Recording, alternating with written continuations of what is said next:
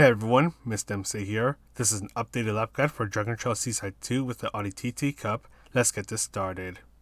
Your first braking point is just before the curb on the right starts.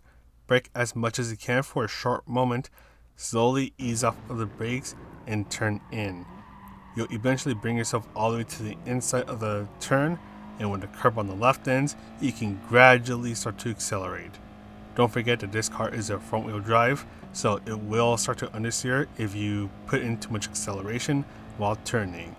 For the chicane of death, you can start to turn in when the curb on the right starts, then ease off the throttle almost completely. Then as you're going through the chicane of death, you can gradually start to accelerate.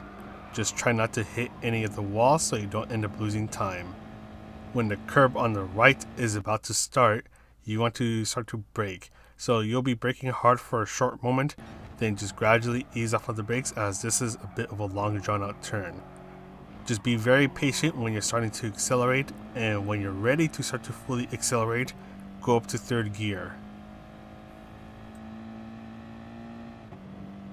Turn in at the 50-meter mark, ease off the throttle a little bit as you go through this turn. Then use a little bit of braking just to try to bring yourself to the left side of the track. Gradually accelerate, then ease off the throttle again as you go through this right turn. Your next braking point is when the curb on the right starts. Brake hard for a while, get on the curb so you can give yourself a bit more space. Just focus on getting the car to rotate as fast as possible, then gradually accelerate, and when you're ready to start to fully accelerate, go up to third gear and fully accelerate. For the final chicane, you want to start to brake just after the curb on the right starts. Brake hard for a moment, gradually ease off of the brakes, and get on the curbs on the left. Just get on the left side of the track, then do lots of throttle control, just trying to get a nice clean exit. Do not get too much on the curbs, and then you can start to fully accelerate. That is pretty much it for this lap guide. We'll go ahead and finish this lap, and then we'll go ahead and talk about the strategies.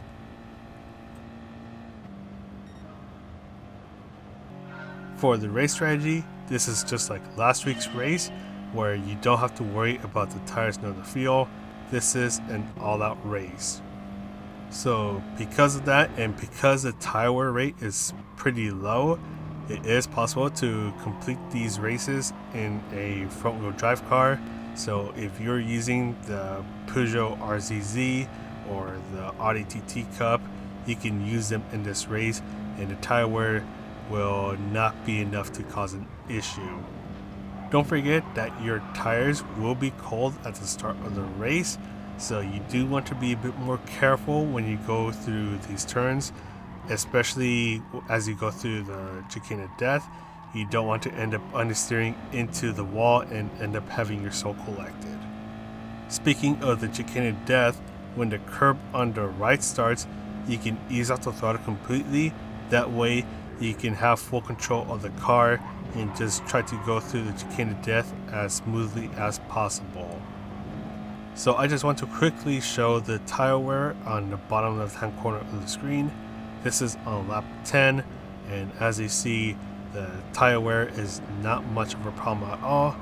You might experience a little bit of understeering, but it should still be pretty manageable even in the front wheel drive cars.